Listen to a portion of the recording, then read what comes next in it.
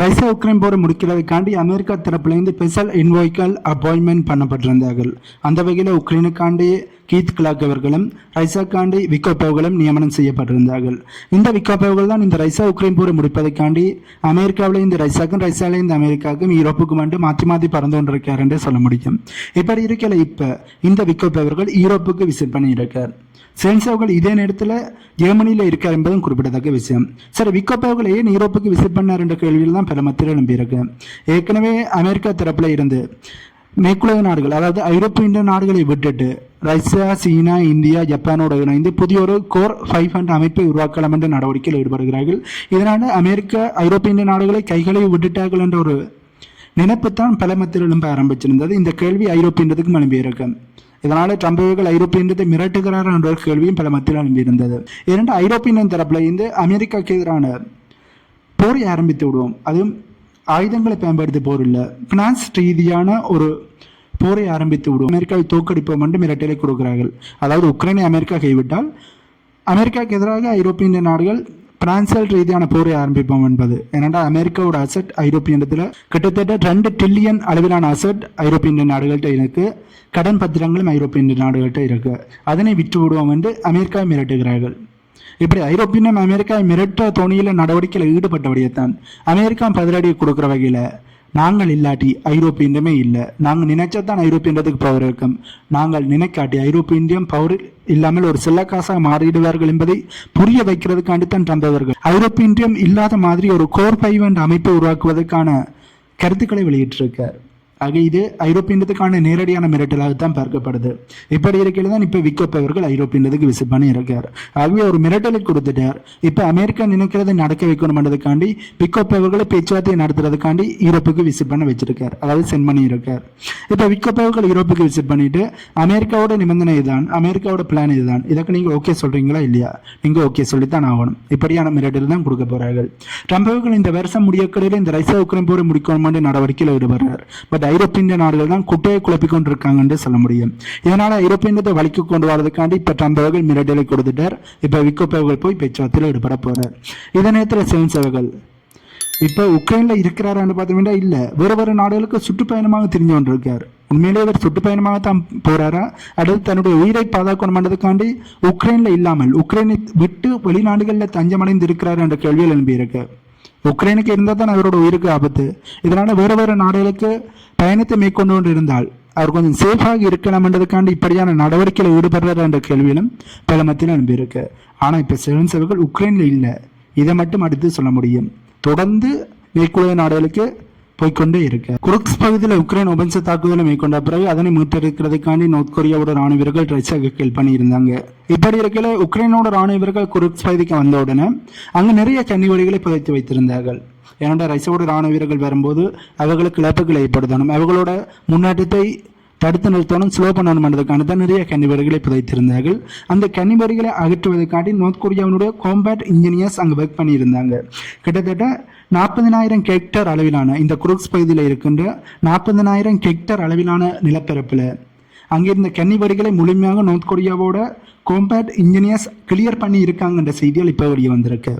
ஆகவே ரஷ்யாவோட பகுதியை மீட்டெடுப்பதற்காண்டி போரை செய்தது மட்டுமில்லை, அங்கே இருக்கின்ற கன்னி வெடிகளை கிளியர் பண்ணுற நடவடிக்கையில் நார்த் கொரியாவோட ராணுவர்கள் ஈடுபட்டிருக்காங்க என்பது இதிலிருந்து நாங்கள் தெளிவாக புரிந்து கொள்ளக்கூடிய மாதிரி இருக்கு. உண்மையில இதை சொல்லும் போது கொஞ்சம் ஆச்சரியமாகவும் மெய் சிலுக்குது. ஏனென்றால் ஒரு நாட்டுக்கு நட்பு நாடாக இருந்தால், அதுவும் ஸ்ட்ராங்கான நட்பு நாடாக இருந்தால் இதனைத்தையுமே செய்வார்களா? போரை செய்வார்கள், ஓகே.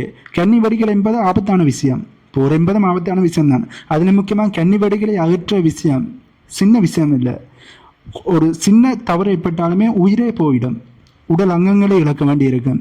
இப்படியான ஒரு ஆபத்தான விஷயத்திலே நார்த் கொரியாவோட இன்ஜினியர்ஸ் ஒர்க் பண்ணி இருக்காங்க என்பது ரஷ்யாவுக்கும் நார்த் கொரியாவுக்கும் இடையிலான உறவு எப்படி ஸ்ட்ராங்காக இருக்கு என்பதை உலக நாடுகளுக்கு வெளிப்படுத்தி நிற்குது என்றே சொல்ல முடியும். ஆகவே நார்த் கொரியா ரஷ்யாவுக்கு உற்ற நண்பராக இருக்கிறார்கள் என்பதை இதனை நாங்களும் புரிந்து கொள்ளக்கூடிய மாதிரி இருக்கு. அமெரிக்காவுக்கும் ஐரோப்பியத்துக்கும் இடையிலான உறவு ரொம்ப மோசமாக போகுது என்பதை இப்போ நாங்கள் வருகின்ற செய்தியை வச்சு புரிஞ்சு கொள்ளக்கூடிய மாதிரி இருக்கு. இந்த சூழ்நிலையில தான் ஐரோப்பியன் ரஷ்யாவோட எப்படியான ரிலேஷன்ஷிப்பை பில்ட் பண்ணணும் என்பதற்கான எந்த ஒரு ஆர்டரையும் ட்ரம்ப் அவர்கள் போட மாட்டார் என்று அமெரிக்காவினுடைய பொலிட்டிக்கல் புளோக்கர் தன்னுடைய கருத்தை சொல்லியிருக்கார்.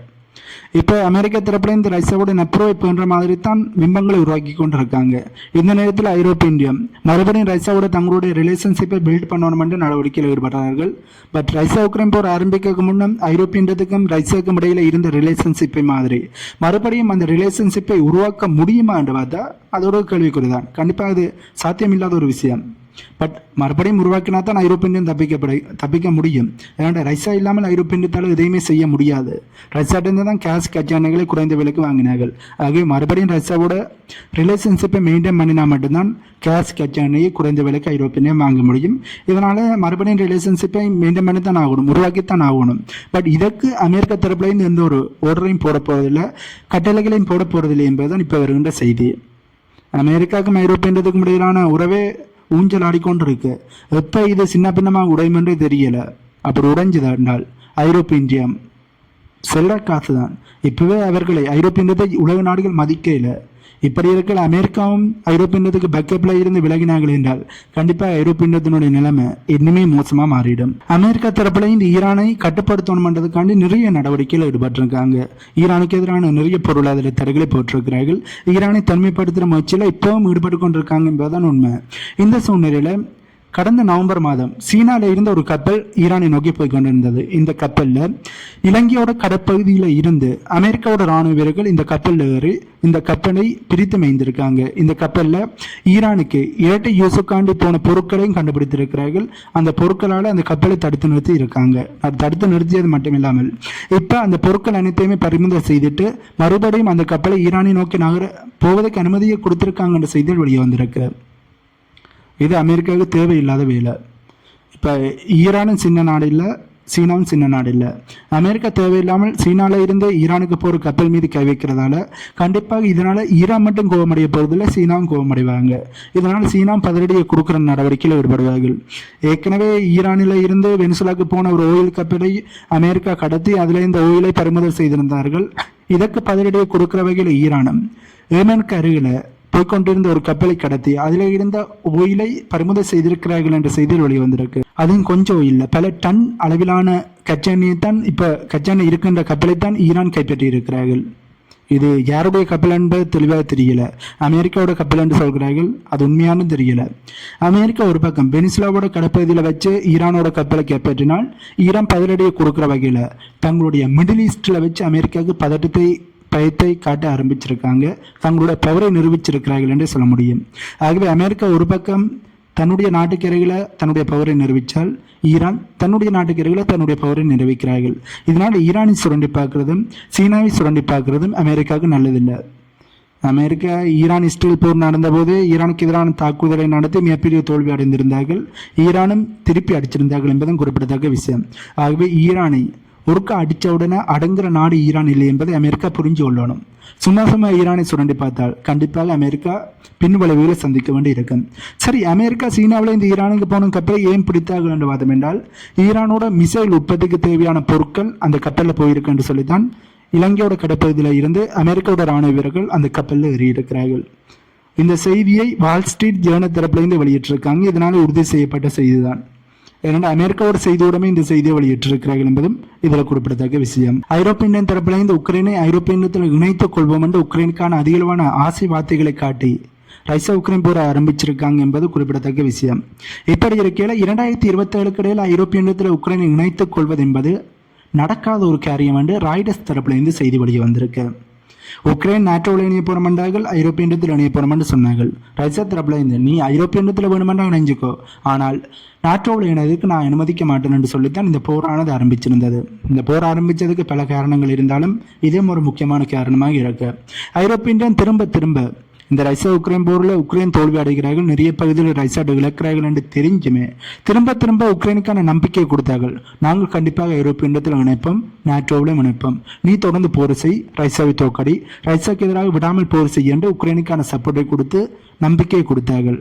இதனால் உக்ரைனும் செவன்சி அரசாங்கமும் மேற்குலக நாடுகளை நம்பி தொடர்ந்து போர் செய்தார்கள். நிறைய இழப்புகளை சந்தித்தார்கள். நிறைய பகுதியில் ரஷ்யா இழந்தார்கள் என்பது உண்மை. நிறைய இராணுவ வீரர்களையும் இழந்தார்கள், நிறைய மக்களையும் இழந்தார்கள், நிறைய சேதங்களை சந்தித்தார்கள். இப்படி இருந்தாலுமே உக்ரைனை ஐரோப்பிய இணைத்துக் கொள்ள முடியுமா என்று பார்த்தோம்னா கண்டிப்பாக நடக்காது. ஏன்னா ஐரோப்பிய ஒன்றியத்தில் மெம்பராக இருக்கிற நிறைய நாடுகளை இதற்கு எதிர்ப்பை தெரிவிப்பார்கள். அண்ட் உக்ரைனில் ஊழலானது இருக்கு. உக்ரைனில் எப்படி ஊழல் தலைவிரிச்சு ஆடிக்கொண்டிருக்கு என்பது அனைவருக்குமே தெரியும். இதை பற்றி ஏற்கனவே உங்களோட பல வீடியோக்களில் சொல்லியிருக்கேன். எப்படி உக்ரைனில் ஊழலானது இருக்கும்போது உக்ரைனை ஐரோப்பிய ஒன்றியத்தில் இணைக்க மாட்டார்கள். அப்படி இணைச்சால் ஐரோப்பிய ஒன்றியத்தில் ஊழலானது பரவ ஆரம்பிக்கும். இதனால உக்ரைன் ஐரோப்பிய ஒன்றியத்தில் இணைவது என்பது நடக்காத காரியம் என்பதுதான் உண்மை. ஐரோப்பிய ஒன்றியத்தினுடைய ஆசை வார்த்தைகளை நம்பி உக்ரைன் மோசம் போய் இருக்கிறார்கள் என்பதுதான் உண்மை. மேற்குலக நாடுகளை நம்பினால் கடைசியில் நடுத்தருவில் தான் நிற்கணும் என்பதற்கு உக்ரைன் சிறந்த உதாரணமாக இப்போ விளங்கி கொண்டிருக்காங்க. அமெரிக்காவுக்கும் வெனிசுலாவுக்கும் இடையிலான போர் பதட்டம் இப்போ ரொம்ப அதிகமாக மாறி இருக்கு என்பதை தொடர்ந்து எங்களுடைய வீடியோக்களில் செய்தியாக பார்த்துருக்கேன். இப்படி இருக்கையில் தான் இப்போ கியூபாவோட ஃபாரின் மினிஸ்டர் தரப்பில் இருந்து வெனிசுலாவோட கச்சா எண்ணெய்களை யாருக்கும் விற்கலாம், அது அவர்களோட உரிமை, அந்த உரிமையை தடுக்கணும், அதனை மறுக்கணும் என்றதுக்காண்டி தான் அமெரிக்கா தரப்பில் இருந்து வெனிசுலாக்கு எதிரான அழுத்தங்களை கொடுக்கிறார்கள். வெனிசுலா சுதந்திரமாக தங்களுடைய கச்சா எண்ணெய்களை கியூபாக்கு ஏற்றுமதி செய்யக்கூடாது, மற்ற நாடுகளுக்கு ஏற்றுமதி செய்யக்கூடாது என்றதுக்காண்டி தான் அதிக அழுத்தத்தை அமெரிக்கா கொடுக்கிறார்கள் என்று ஃபாரின் மினிஸ்டர் சொல்லியிருக்கார். இதை சொன்னதை ஏற்றுக்கொள்ளக்கூடிய மாதிரி தான் இருக்கு.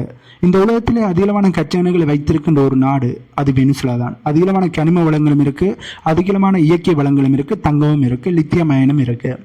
இப்படி இருக்கையில வெனிசுலாவை அமெரிக்கா கைப்பற்றினால் அங்கே இருக்கின்ற இயற்கை வளங்களை சுரண்டி எடுக்க முடியும், திருட முடியும்.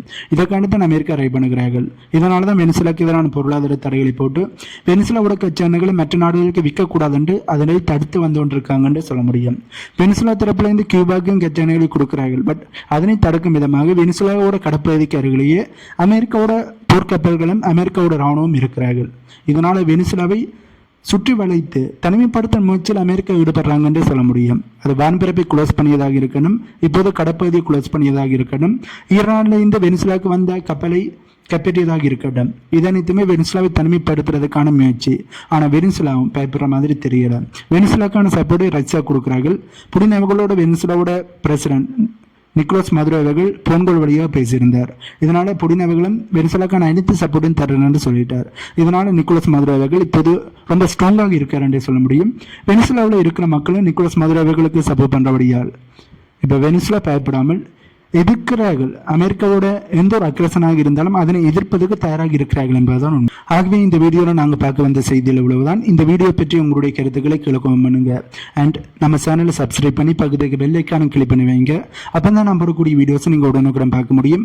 அண்ட் நம்ம சேனல் அடுத்த கட்ட வளர்ச்சிக்கு போகிறதுக்கு அது உதவியாக இருக்கும். இந்த உதவியை நீங்கள் செய்வீங்க என்ற நம்பிக்கையோடு இன்னொரு வீடியோவில் உங்களை மீட் பண்ணுறேன்.